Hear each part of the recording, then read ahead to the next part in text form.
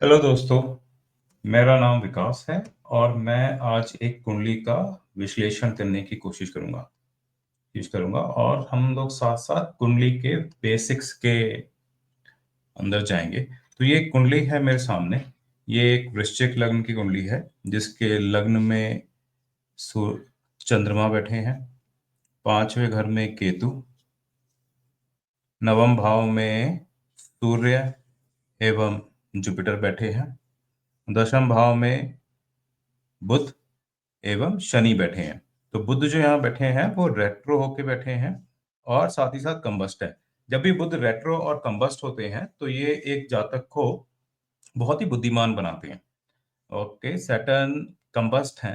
Saturn combust का होना थोड़ा सा दिक्कत दे सकता है क्योंकि सैटर्न का कंबस्चन चन इनको दुख देगा। सैटर्न का दुख काफी आएगा और वो काफी लंबा चलेगा क्योंकि सैटर्न की एज भी शनि की एज भी काफी रहती है। फिर 11वें भाव के अंदर शुक्र है, राहु है और मंगल है। तो ये एक कुंडली है हमारे पास और हम इस कुंडली को का बेसिक अध्ययन करने की कोशिश करेंगे। ओके, तो अगर हम यहाँ देखें, सबसे पहले तो देखते हैं हम लग्न को। तो लग्न के अंदर अंदर बैठे हैं आपके चंद्रमा।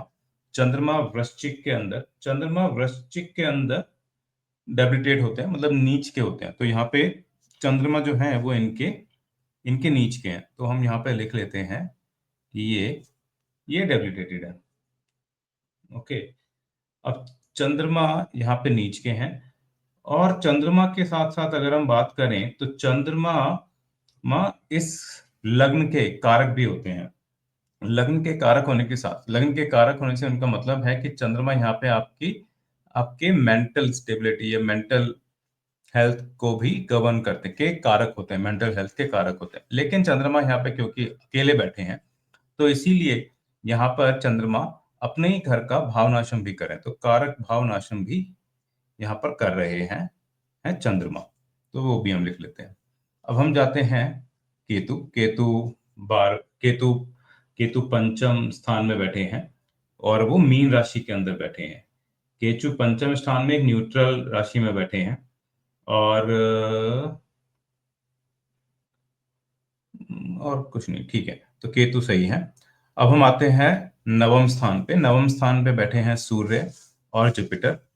तो सूर्य यहाँ पे अगर हम नवम स्थान में देखें तो सूर्य इस घर के कारक भी होते हैं और दोनों ही अपनी फ्रेंडली राशि में बैठे हैं। सूर्य और जुपिटर दोनों ही यहाँ पे कर्क राशि में बैठे हैं। जुपिटर कर्क राशि में एग्जिल्ट करते हैं, मतलब उच्च के होते हैं। तो यहाँ पे हम लिख लेंगे कि जुपिटर एग्जिल्टेड है और सूर्य चंद्रमा की राशि में, जो कि एक मित्र राशि है उनके लिए। तो सूर्य भी यहाँ पे एकदम सही बैठे हैं। और दोनों ही सूर्य और गुरु दोनों ही इस घर के कारक हैं और दोनों ही एक साथ बैठे हैं। क्योंकि अब दोनों दोनों एक साथ बैठे हैं और दोनों ही कारक हैं तो यहाँ पे कारक भाव नाशम नहीं लगेगा और दोनों का ही यहाँ पे कारक लगेगा। तो दोनों यहाँ पे इस घर को बचाने की नवम घर जो कि एक भाग्य स्थान है, जो कि भाग्य को सपोर्ट करता है, वो यहाँ पे लगेगा। अब हम दशम स्थान पे आते हैं। तो दशम स्थान पे मरकरी बैठे हैं, रेट्रो और कंबस्ट होगी, रेट्रो एंड कंबस्ट है। तो इसका मतलब ये व्यक्ति बहुत ही बुद्धिमान होगा और मरकरी यहाँ के कारक भी हैं। अब मरकरी यहाँ पे कारक हैं और यहाँ पे बैठे हैं तो यहाँ पे इस घर के कारकत्व को ये कारक सपोर्ट करेंगे। सैटर्न या शनि यहाँ पे कंबस्ट होके बैठे हैं और शनि अपनी शत्रु की राशि में बैठे हैं, जो कि एक सिंह राशि है। सिंह राशि को कवर करते हैं आपके के सूर्य। तो यहाँ पे शनि थोड़े परेशान है। अब आते हैं यहाँ पे शुक्र पे। शुक्र 11वें स्थान पे बैठे हैं। 11वां स्थान जो है वो किसी भी जातक के लिए 11वां स्थान एक आय स्थान भी कहते हैं जैसे, और लाभ स्थान भी कहते हैं। तो शुक्र यहाँ पे कन्या राशि में बैठे हैं। शुक्र कन्या राशि में डेबिलिटेट कर जाते हैं या फिर यहाँ पे वो नीच के हो जाते हैं। तो शुक्र यहाँ पे नीच के हो गए। मार्स कन्या राशि में बैठे हैं। मार्स कन्या राशि जो कि एक मार्स कन्या राशि में कन्या राशि जो कि मरकरी की या बुध की राशि है। मार्स यहाँ पे या मंगल यहाँ पे शत्रु राशि में है, तो वो थोड़े अनकंफर्टेबल हैं। राहु के लिए सम राशि है, राहु को कोई फर्क नहीं पड़ता। और स्थान के इनमें से कोई भी स्थान का कारक नहीं है। ओके, तो वीनस यहाँ पे नीच के होके के बैठे हैं। ओके, ये तो देखिए हमने ग्रहों की करंट स्थिति कि अभी ग्रह कहाँ बैठे हैं। अब हम देखने चलते हैं कि सबके जो कि वेरी बेसिक है कि सबकी दृष्टि कहाँ कहाँ है। तो चंद्रमा की दृष्टि जो सिर्फ एक ही दृष्टि होती है, जो कि सातवीं दृष्टि होती है, तो हम यहाँ पे लिख लेते हैं कि जो कि ये सप्तम स्थान पे चंद्रमा दृष्टि दे रहे हैं। केतु केतु की कोई दृष्टि नहीं होती, इसको हम छोड़ देते हैं। फिर हम यहाँ पे लेते हैं बुध। बुध की कौन कौन सी दृष्टियां होती हैं? बुध की होती है पांचवी, नौवीं, पांचवी, सातवीं और नौवीं। तो पांचवी दृष्टि एक, दो, तीन, चार, पांच। तो जुपिटर की पांचवी दृष्टि यहाँ आ गई। जुपिटर की सातवीं दृष्टि लग्न, सातवीं पांचवी दृष्टि लग्न पे, और सातवीं दृष्टि तीसरे स्थान पे। तीसरा स्थान आपका इनिशिएटिव्स का, तीसरा स्थान आपके पराक्रम का, और तीसरा स्थान आपके छोटे भाई बहनों का भी होता है। यहाँ पे दृष्टि आ गई। अब जुपिटर की नौवीं दृष्टि, सात, आठ, नौ, जुपिटर की नौवीं दृष्टि आ गई आपके के पांचवें स्थान पे। पांचवा स्थान आपका होता है बच्चों का, पांचवा स्थान होता है आपके के एजुकेशन का। पांचवा स्थान पांचवा स्थान जो है, और हम लोग देखते हैं पांचवा स्थान और किन किन चीजों के लिए होता है, और चेक करते हैं। तो हाँ, पांचवा स्थान आपके क्रिएटिविटी का भी होता है, और पांचवा स्थान आपके पूर्व पुण्य को भी दिखाता है। ओके, तो यहाँ जुपिटर की ये तीन दृष्टियां आ गई। अब यहाँ पे सूर्य भगवान की सिर्फ एक ही दृष्टि होती है, जो कि यहाँ से सीधा आपके तीसरे भाव पे पड़ी है। तो एक चीज हम देखेंगे कि सूर्य भगवान ऑल्दो यहाँ के कारक हैं और इस जगह को अच्छा करेंगे, यहाँ के इसको इसको सपोर्ट करेंगे इस भाव को, लेकिन सूर्य की बैठक उस जगह को जलाती भी है। लेकिन सूर्य की जो रोशनी है जहाँ पे वो देखेंगे उस जगह को वो पवित्र और वहां पे अपनी रोशनी भी फैलाते हैं। फिर हम आते हैं मरकरी या फिर बुध भगवान। बुध की सिर्फ एक ही दृष्टि होती है, जो कि चौथे स्थान पे पड़ रही है। फिर शनि शनि की कौन कौन सी दृष्टियां होती हैं? शनि की होती है तीसरी, शनि की तीसरी, सातवीं और दसवीं। तो तीसरी दृष्टि से शनि देखेंगे, एक, दो, तीन। ये शनि की तीसरी दृष्टि आ गई। शनि की सातवीं दृष्टि यहां आ गई, सात, आठ, नौ, दस। तो शनि ने 10वीं दृष्टि से इनके सातवें घर को भी देख लिया। सातवां घर में रिलेशनशिप, शादी, अगर आप इन कोई व्यापार कर रहे हैं वो, ये सब भी यहाँ पर आता है। फिर यहाँ पर एक चीज और हम नोट करें कि मरकरी यहाँ पे रेट्रो है। बुध यहाँ पे वक्री होने की वजह से बुध की हम एक और दृष्टि लेंगे, जो कि पिछले घर से लेंगे। तो अभी हमने 10वें घर से ली थी, अब हम यहाँ पे 9वें घर से भी लेंगे। तो 9वें घर से जब हम बुध की दृष्टि लेंगे तो वो बुध की दृष्टि हम यहाँ भी लेंगे। तो ये बुध की दृष्टि एक यहाँ भी आ गई। अब हम आते हैं शुक्र के ऊपर। शुक्र की एक ही दृष्टि होती है, जो कि सीधा पड़ेगी आपके के पंचम स्थान पे। ये शुक्र की दृष्टि आ गई। राहु की तीन दृष्टियां, बिल्कुल जैसे जुपिटर की या जैसे बृहस्पति भगवान की होती हैं, वैसे ही उनकी भी होती हैं, जो कि हैं आपकी पांच, सात और नौ। एक, दो, तीन, चार, पांच। तो यहाँ पे राहु की आ गई सातवीं, पंचम स्थान पे, और नौवीं, सात, आठ, नौ। तो नौवीं दृष्टि राहु की इनके सप्तम स्थान पे भी आ गई। अब मार्स या फिर मंगल, मंगल की 3 दृष्टियां, मंगल की 4, 7 और 8। तो चौथी दृष्टि 1, 2, 3, 4, चौथी दृष्टि पड़ी मंगल की दूसरे स्थान पे। फिर सातवीं दृष्टि सीधा पंचम पे।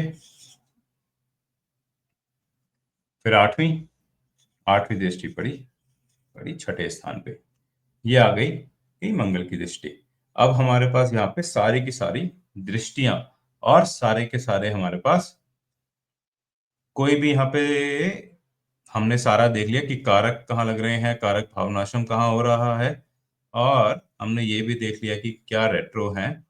ये सब हमने कौन कौन सा प्लेनेट एक्सल्ट कर रहा है, कौन सा डेबिलिटेट कर रहा है, या नीच के है उच्च के हैं, वो हम यहाँ पे हमने सब देख लिए।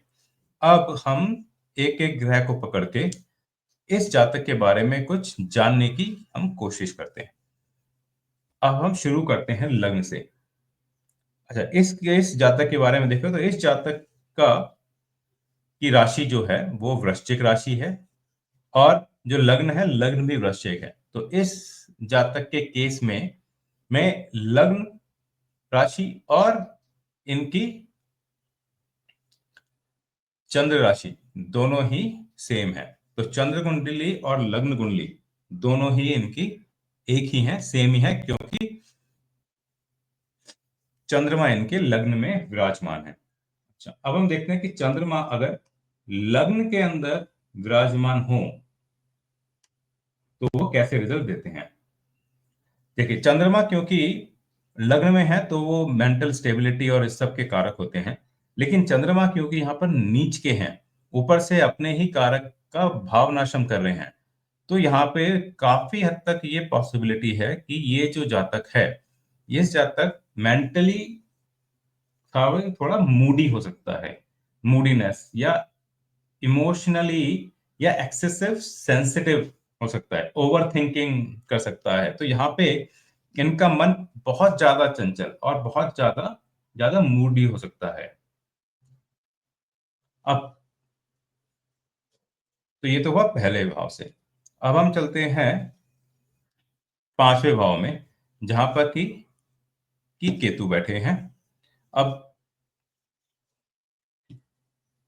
केतु पांचवें भाव में,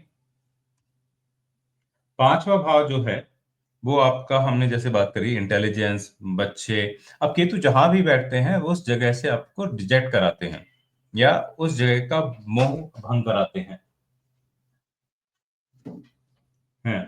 तो अब केतु जो है वो यहाँ पर बैठ के, अगर हम देखते हैं एक बार को जरा, केतु यहाँ पर क्या किसी भी तरह से अफ्लिक्ट हो रहे हैं, तो केतु के ऊपर जुपिटर की नवम दृष्टि है। जुपिटर की नवम दृष्टि का मतलब हुआ, एक मिनट में साथ साथ अपने नोट्स भी रेफर कर लेता हूँ, जस्ट मिनट।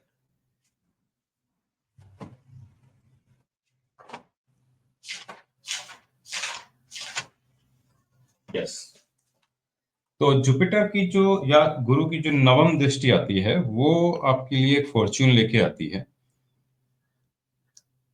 ये गुरु कृपा है।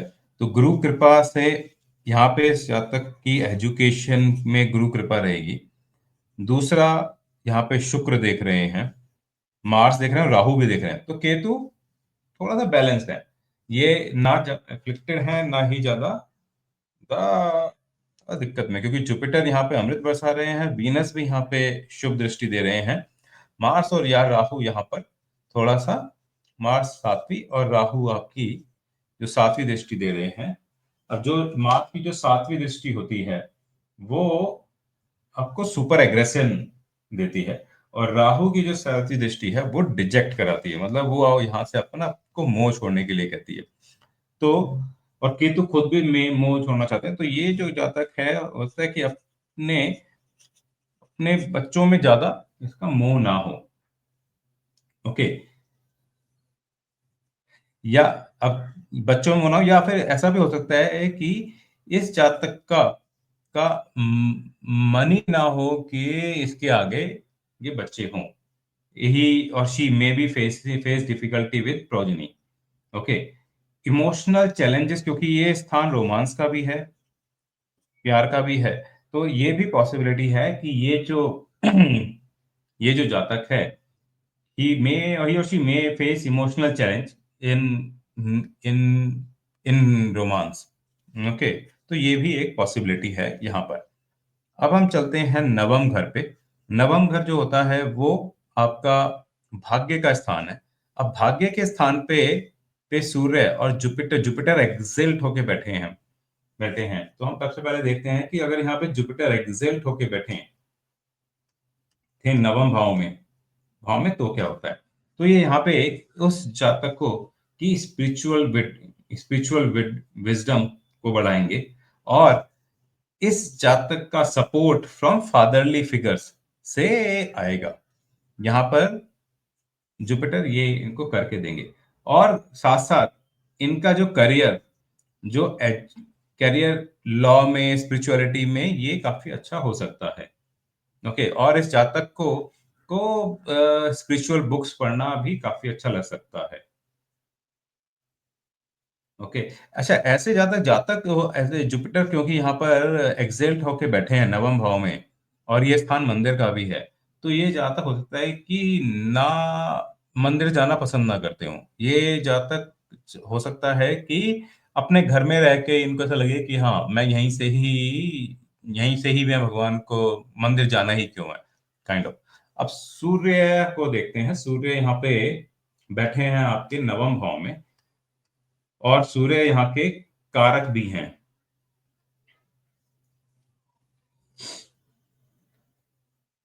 तो यहाँ पे जो सूर्य हैं, ये सूर्य इनके भाग्य कारक हैं। और ऐसा भी मान सकते हैं कि सूर्य यहाँ पे क्योंकि नवम भाव में बैठे हैं, तो हो सकता है इस जातक को अपने बचपन में थोड़े हेल्थ इश्यूज रहे हो, लेकिन यहाँ पे जुपिटर साथ में है, तो जुपिटर ने वो हेल्थ इश्यूज शायद संभाल लिए होंगे। अच्छा, ये जो कॉम्बिनेशन है सूर्य और जुपिटर का नवम में, ये रिलीजियस और स्पिरिचुअल ग्रोथ के लिए काफी अच्छा है। और ये जो कॉम्बिनेशन है, ये भी एक पॉसिबिलिटी है कि ये इस जातक को एक फॉरेन लैंड में ले जाए। वैसे ही जिस जातक की एक कुंडली है वो फॉरेन लैंड में ही रह रहे हैं, इंडिया से बाहर रह रहे हैं, और काफी सालों से इंडिया से बाहर है। अब हम देखते हैं, मरकरी कंबस्ट भी हैं और रेट्रो भी हैं। तो ऐसा मरकरी जो कि कंबस्ट भी और रेट्रो भी है, ये एक जातक को काफी इंटेलिजेंट बनाता है। और दूसरा, मरकरी इस जगह के कारक भी है। मरकरी इस जगह के कारक होते हैं, ऊपर से ये आपका कर्म का स्थान है। तो मरकरी जब अपने कर्म स्थान में बैठते हैं, तो वो एक एक जातक को का career potential, specially in the field of analysis, communication, business, तो ये जातक बिजनेस कर सकता है अच्छे से। लेकिन क्योंकि यहाँ पे शनि बैठे हैं कंबस्त होके, तो ये काफी ज्यादा दुख लाएंगे इनके कर्म स्थान में। मतलब जब भी ये प्रोफेशन को किसी को शुरू करना चाहेंगे या कुछ करेंगे, कहीं जॉब करेंगे या कुछ भी करेंगे, तो उसमें ने अड़चने आएंगी, क्योंकि यहाँ पे शनि बैठे हैं। फिर हम जाते हैं वीनस के ऊपर। वीनस यहाँ पे डेबिलिटेट होके, नीच के होके 11वें स्थान में। क्यों 11वें स्थान में क्या क्या आता है? 11वें स्थान है आपका लाभ स्थान। 11वां स्थान है, यहाँ आपकी आय आती है कि आप कैसे कमाएंगे। 11वें स्थान के अंदर आता है कि आपके मित्र कैसे होंगे होंगे फ्रेंड्स कैसे होंगे। और 11वें स्थान के अंदर अंदर आता है आपकी डिजायर्स आती हैं, आपकी एस्पिरेशंस आती हैं, आपका सोशल नेटवर्क आता है, और आपकी ये डिजायर्स कैसे फुलफिलमेंट होगा, वो भी आपका 11वें स्थान के अंदर आता है। तो अब वीनस अगर डेबिलिटेट हो जाते हैं, वीनस नीच के हो जाते हैं, वीनस नीच के हो जाते हैं, तो वीनस ऐसा फल देते हैं कि वीनस को कुछ नहीं चाहिए। इसका मतलब यहाँ पे वो सारी डिजायर्स मार देंगे, उनको कुछ नहीं चाहिए, उनको फ्रेंड्स नहीं चाहिए, उनको कुछ नहीं चाहिए। अब वो यहाँ पे सीधा अपनी समाधि वगैरह करेंगे। लेकिन क्योंकि अब यहाँ पे साथ में मंगल और साथ में राहु आ गए हैं, तो अब वो यहाँ पे उठा के इनकी डिजायर्स को बढ़ा देंगे। तो ये जो वीनस है या ये जो शुक्र है, ये थोड़ा नेगेटिव जा सकता है। अब इस आदमी को या इस जातक को बहुत ही ज्यादा लग्जरी, बहुत ज्यादा फ्रेंड्स, ये सब पसंद हो सकते हैं। मार्स अगर यहाँ पर हम आगे बात करते हैं मार्स की, मंगल अगर यहाँ पर 11वें स्थान में आ जाते हैं, तो मंगल यहाँ पे क्योंकि राहु के साथ हैं, और मंगल और राहु एक तरीके से शत्रु हैं, क्योंकि राहु एक्ट करते हैं एज अ शनि के तरीके से, और शनि और मंगल की परम शत्रुता है। तो मंगल यहाँ पे थोड़े से डिफ्लेक्ट हो गए हैं, तो सबसे पहले तो ये आदमी हो सकता है कि ये काफी वेल्दी हो, ये अपने फाइनेंशियल, और इनका थोड़ा बहुत गुस्सा रहता हो, जो कि इनके लिए थोड़ा सा चैलेंजिंग हो, और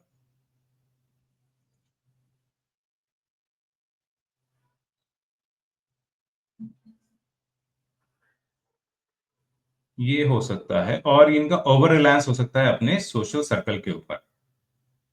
अब राहु के ऊपर आते हैं। राहु इन 11th हाउस। राहु अगर 11th हाउस में है तो ये सोशल इन्फ्लुएंस को, फाइनेंशियल गेन्स को, और फुलफिलमेंट ऑफ एम्बिशंस को प्रमोट करते हैं, और एनकरेज करते हैं नेटवर्क और लार्ज सोशल सर्कल। तो इस जातक का हो सकता है कि सोशल सर्कल बहुत लार्ज हो, और जब ये सोशल सर्कल बहुत, अब क्योंकि यहाँ पे एक तरफ राहु कह रहे हैं कि सोशल सर्कल बहुत लार्ज हो, अब वीनस यहाँ पे डेबिलिटेट हो गए हैं ऊपर राहु के इफेक्ट के, तो वो भी चाहेंगे कि सोशल सर्कल बहुत लार्ज हो, उनकी एक्सपेक्टेशन बहुत होंगी। और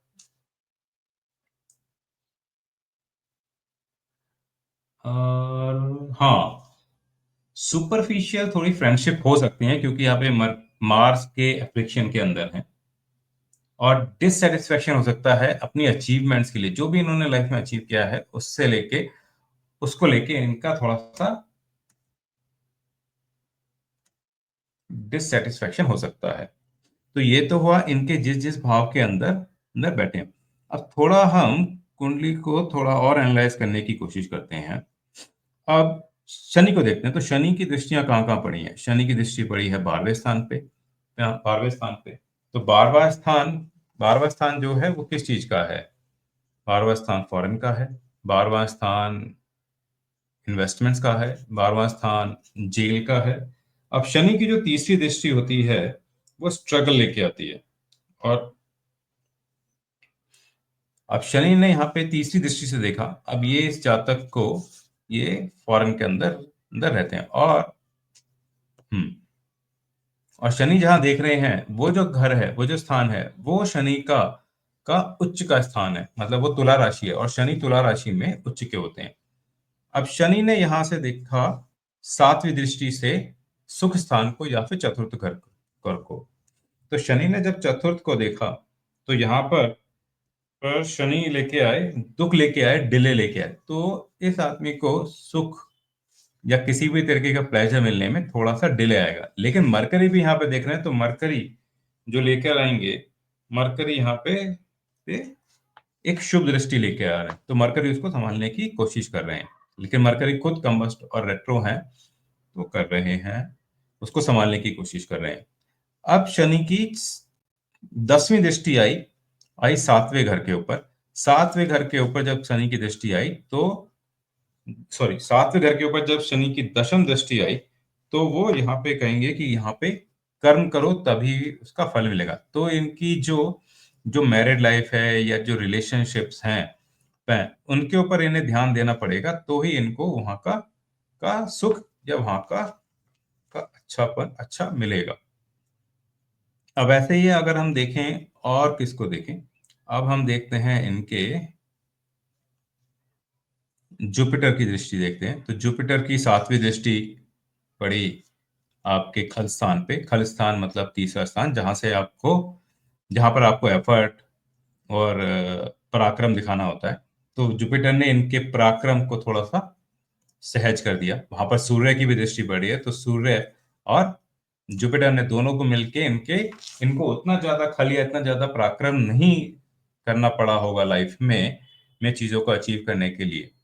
और वो खुद यहाँ पर लाभ स्थान में बैठे हैं, तो इनको को लाभ मिला होगा। यहाँ पर मरकरी की भी दृष्टि है, और राहु की सिर्फ सिर्फ एक दृष्टि है। तो कुल मिलाकर ये स्थान इनके लिए अच्छा हो गया।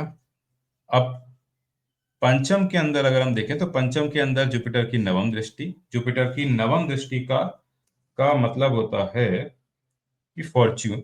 इसके बारे में हम पहले ही बात कर चुके हैं। अच्छा, तो बेसिक के लिए अभी यहाँ से इतना ही काफी है। इसके आगे अब फिर हम आगे जाके एक और कभी हम फिर दोबारा एक और नई कुंडली देखेंगे और हम हो सकता है इसी कुंडली को लेके और आगे विश्लेषण करने की कोशिश करेंगे। अभी तक के साथ देने के लिए धन्यवाद।